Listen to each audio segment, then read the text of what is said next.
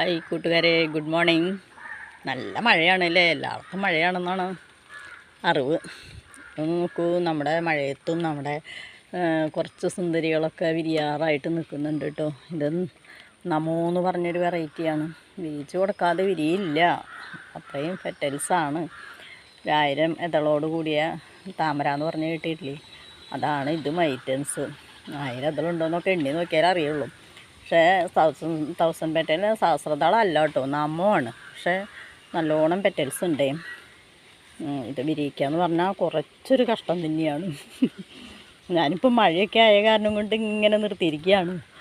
വിരിയുന്നെങ്കിൽ വിരിയില്ല എന്നറിയാം, എന്നാലും വിരിയുന്നെങ്കിൽ വിരിയട്ടെ എന്ന് വിചാരിച്ചു. പക്ഷേ ആൾ കരിഞ്ഞു പോവും എന്നല്ലാതെ വിരിയുന്ന ലക്ഷണം കാണുന്നില്ല.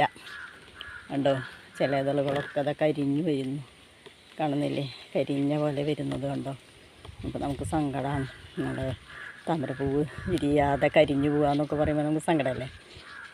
മഴ പെയ്ത് വെള്ളമൊക്കെ നിന്ന് നാശമാവുക എന്ന് പറയുമ്പോൾ അതിലും ഏറെ സങ്കടം തന്നെ.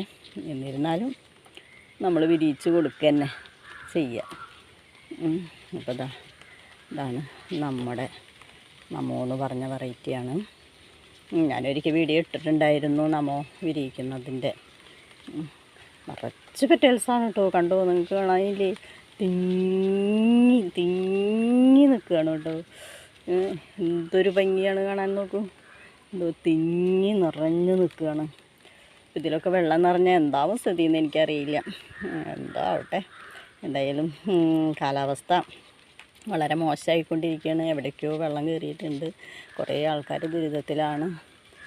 ദൈവം ഇനിയും ഇതുപോലെ മഴ ഒന്ന് ശമിച്ച് തന്നാൽ എല്ലാവർക്കും നല്ലതാണ്. ഇതാണ് നമ്മുടെ നമോട്ടോ. കണ്ടിട്ട് എന്ത് തോന്നുന്നു? സുന്ദരിയാണെന്ന് തോന്നുന്നില്ലേ? ഒന്ന് കമൻറ്റ് ചെയ്യണേ. ഇവളെ ഇഷ്ടമായവരൊക്കെ ഒന്ന് കമൻറ്റ് ചെയ്യുക, സബ്സ്ക്രിപ്ഷൻ ചെയ്യുക. എൻ്റെ ചാനലുകൾ ഇങ്ങനെ ഞാനെൻ്റെ പൂക്കളുടെ ഇതാണ് ഇടുന്നത്. എല്ലാവർക്കും ഇഷ്ടമാവുന്നുണ്ടോ എന്നറിയില്ല. പലരും പല ആൾക്കാരാണല്ലോ.